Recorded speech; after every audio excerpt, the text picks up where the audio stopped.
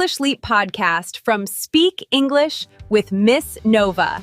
Rise and grind, champions. Today's your day. Your moment is now.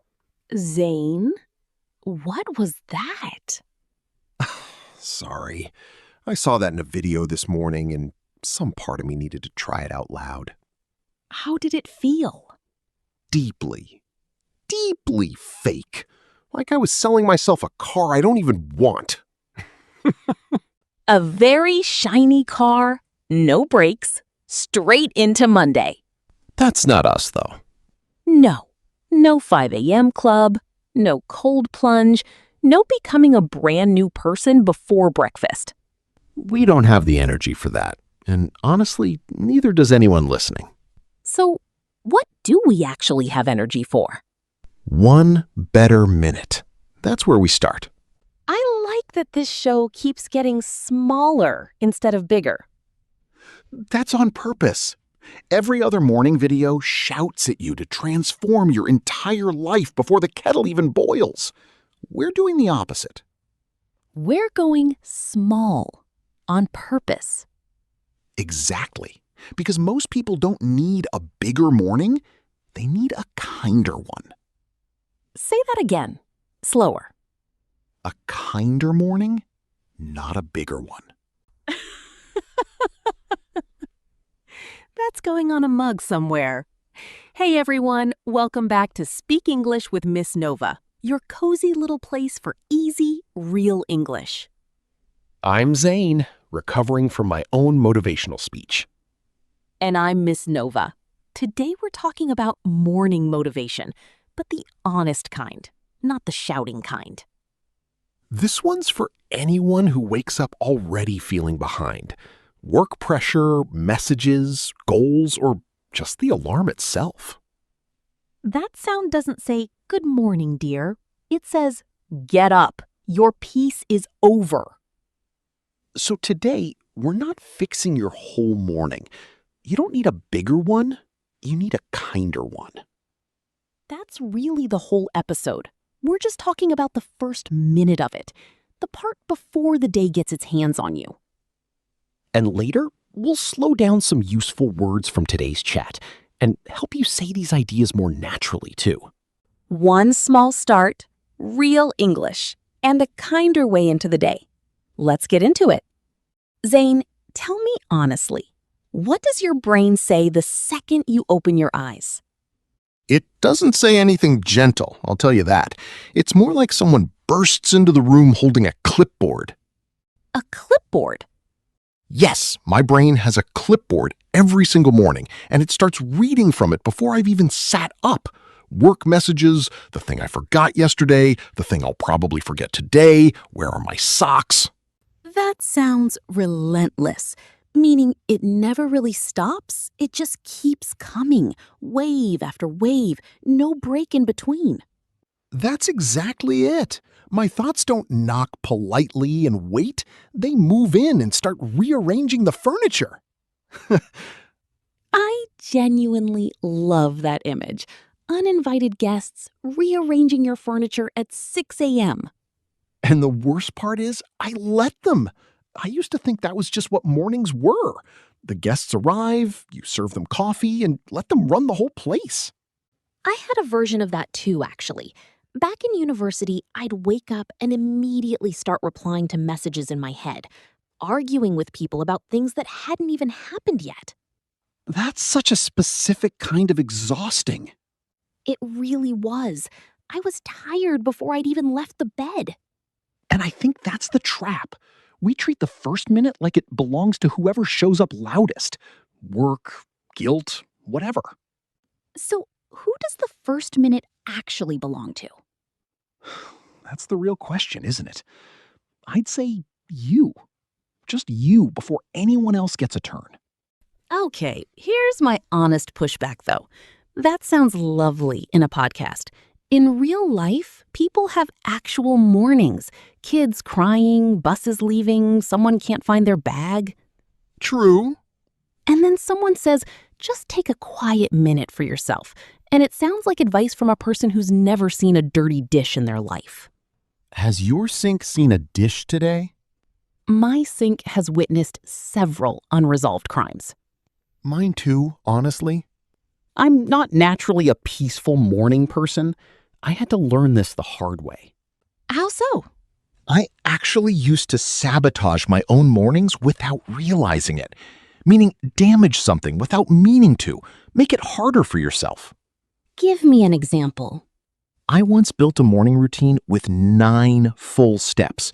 Wake early, stretch, journal, tea, no phone, breakfast, write goals for the day, the whole production. 9 steps before breakfast? That's not a routine, Zane. That's a small government. It really was. I followed it perfectly for about half a day. Half a day? By lunchtime, I'd abandoned the journaling, skipped the stretching, and was eating toast over the sink reading emails. The routine didn't fail because I was lazy. It failed because it was designed for a person with no actual life. So the routine sabotaged itself. I sabotaged it by making it too big for a normal, busy Tuesday. See, this is what I mean, though. If even organized 9-step Zane can't hold a routine together, what hope do the rest of us have? None, if we're trying to build entire routines. That's exactly why I stopped trying to build a whole morning and started trying to protect one single minute instead. 1 minute out of a whole messy morning. 1 minute is small enough that nothing can sabotage it. There's no 9 steps to fail. There's just, before you check your phone, before the clipboard shows up, you get 60 seconds that are only yours. What do you actually do in that minute? Some days, nothing. I just sit. Some days, I say one honest sentence to myself. It's not magic, though. It doesn't stop the bus from leaving or the messages from existing. So, what's it actually for then? Think of stress like a driver and your morning like a car. Stress is allowed in the car.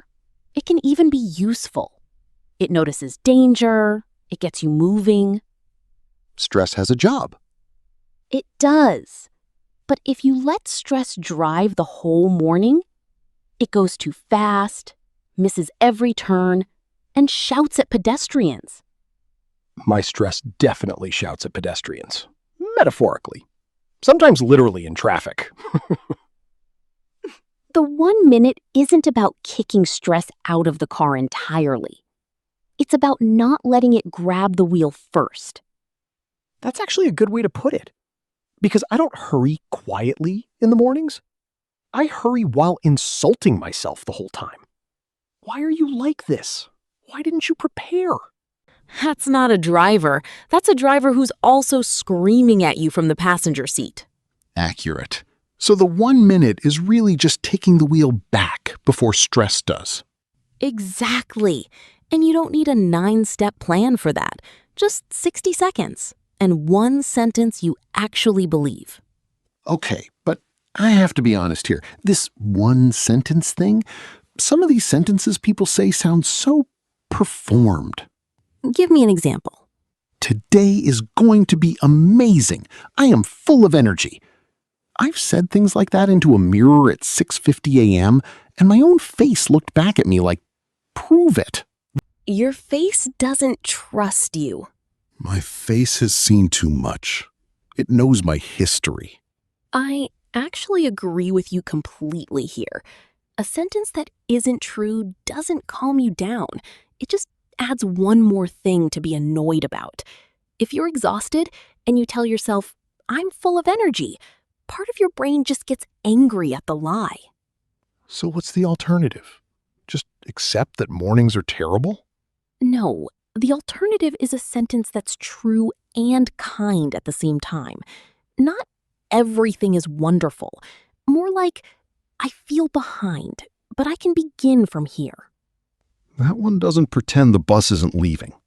Right. It doesn't deny the mess. It just leaves a door open in the middle of it. I think of it like a handle. Something small your hand can actually close around when everything else is moving too fast. A handle. I like that more than positive thinking.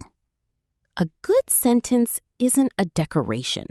It's something conducive to calm, meaning it actually helps calm happen. It creates the right conditions for it. Conducive. Like a warm room is conducive to sleep, and my inbox is conducive to a small breakdown. Exactly that use. What's your actual sentence then? Not elegant, but here it is. Do not start by shouting at yourself. That's very you. It's the one I actually believe when I say it, which apparently matters more than sounding poetic. It matters more than anything. My grandmother used to say something similar. You don't have to win the whole day by breakfast. That's a strong sentence to inherit. One sentence can't fix your whole day, though. It can't finish your work or fix traffic or make difficult people easier to deal with. No, it can't. I won't pretend it can. But it can change your entrance. This morning, before we started recording, the work was still there. The messages were still there. But you didn't grab your phone the second your eyes opened. True. The sentence didn't change the day. It changed how you walked into it. Same house, better door. I like that. Careful. That sounded like a compliment. I'll control myself. So here's where I'd normally say, tonight, choose your sentence, choose a small action for tomorrow, prepare in advance. Wait, stop. This is where you lose me. Already? Yes, because now the quiet minute is turning into homework. Choose a sentence, choose an action, prepare the night before, put your phone away. Suddenly, my peaceful minute has a checklist attached to it. And I know exactly what happens next. I make the checklist beautiful, follow it for 2 days, fail it by Wednesday, and then feel guilty about failing my own calm routine, which defeats the entire point. That's annoyingly accurate. I know myself very well, unfortunately. If we're not careful, even calm becomes one more performance, one more thing to be good at. Now I'm stressed about being peaceful. That's a new and specific kind of exhausting. I've lived that. Remember the 9-step routine? I also once bought a very beautiful planner specifically to reduce my stress. Did it work? It gave my stress much nicer paper to sit on. That's about all it did. So, what do we do instead? Since building a whole system clearly isn't it. We streamline it, meaning make it simpler. We take something complicated and make it simple enough to actually survive real life. Not 10 steps. One small thing. One thing that works even on the worst day. Not a routine, a rescue point. One tiny thing you return to when the morning's already gone wrong. Say more.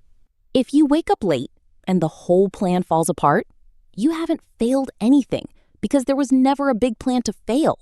There's just the one small thing you always come back to. So it's less like a to-do list and more like a life raft. I love that. A life raft is small on purpose. It just has to keep you afloat until things calm down. Let me actually build one out loud right now. My rescue point, water before phone. That's it. Before I touch a single notification, I drink water. Good. Small enough that even exhausted Zane can manage it. Exhausted Zane can barely manage socks. So this is a real test. What's yours? Opening the curtain before opening any messages. Light before information. I actually really like that. There's something in it. You're choosing what enters your eyes first. Exactly. And honestly, even that small moment can feel a little invigorating. Invigorating means it gives you fresh energy, right? Yes, not big superhero energy, just enough energy to begin. And for anyone learning English, the rescue point can be even simpler. One sentence said out loud before the phone comes out. Like, today I will practice for 5 minutes. I am still learning. Doesn't need to be a full lesson, doesn't need perfect grammar at 6:50 a.m. No one needs perfect grammar before coffee. Not even us, and we do this for a living. Especially not us. So, quiet minute, honest sentence, rescue point. Small enough for a normal, busy Tuesday. I think that's the whole trick, honestly. Not fixing the morning, just making sure the morning doesn't get the first word. The morning doesn't get the first word. I like that. Before we get too poetic, let's turn this into English you can actually use. First, relentless. Something that doesn't stop, keeps coming again and again. My thoughts were relentless this morning. Next, sabotage. To damage something or make it harder to succeed, often without meaning to. I sabotage my morning when I check my phone immediately. Third, conducive. Something that helps a good result happen, like calm or focus. A quiet first minute is conducive to calm. Fourth, streamline. To make something simpler and easier to do. I need to streamline my morning. Fifth, rescue point. One small thing that helps you return to yourself when the day gets messy. My rescue point is one calm sentence before I check my phone. And finally, invigorating. Something that gives you fresh energy, even a small spark. A short walk in the morning feels invigorating. Let's take some simple morning sentences and make them sound more natural and honest. First, I feel stressed in the morning. Better, my morning often starts with stress before I even have time to breathe. Next, I think too much. Better, my thoughts can be relentless in the morning. Next, I ruin my morning. That sounds harsh, like you're attacking yourself. Better, sometimes I sabotage my morning by rushing straight into pressure. Next, I need a peaceful morning. Better, I want to make my first moment more conducive to calm. Or simpler, I want my first moment to help me feel calmer. Next, I need an easier routine. Better, I need one small rescue point for difficult mornings. You're not promising a perfect routine. You're choosing one small thing to return to. And finally, a small action helps me. Better, one small action can feel surprisingly invigorating. Let's put it all together. My morning often starts with stress before I even have time to breathe.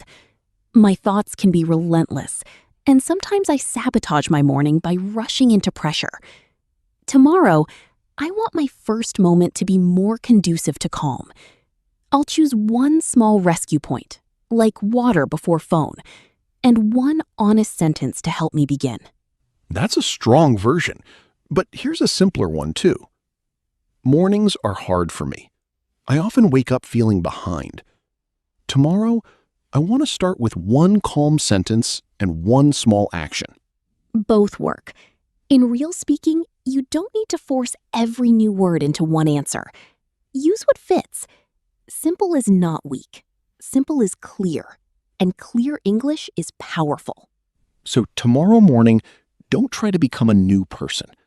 Just choose one honest sentence and one small rescue point.